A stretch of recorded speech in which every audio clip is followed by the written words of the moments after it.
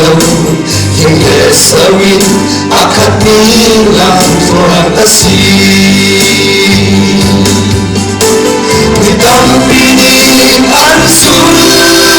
khâu lâu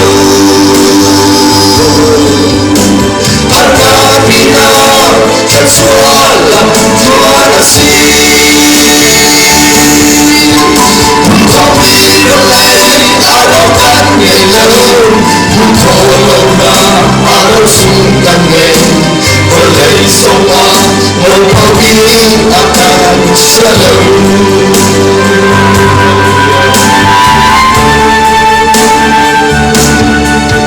Bincang bersemi hidup acing akan doi akan biar sungsang simpan selo kan ketai balau hati kan itu betul nona pun kan si boleh akhir mungkin pun si cucu buta bilang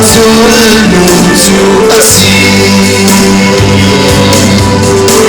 Didampingi ansul kau lau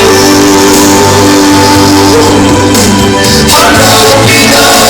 tersualam tuan asi Kopi boleh arokan ngelau Kolong ram arau sungkan ngelau Boleh somlah berpawi akan selalu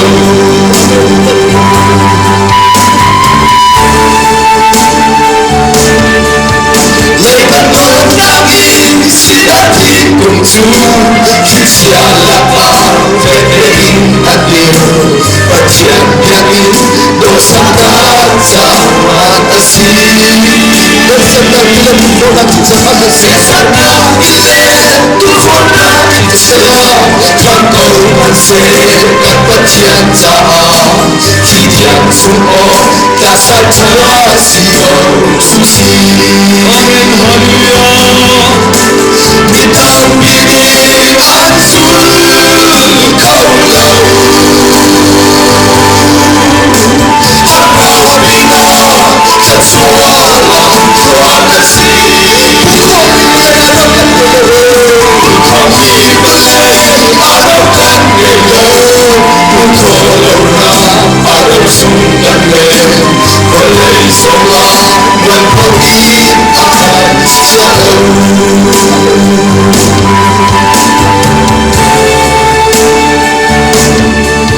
Jerusalem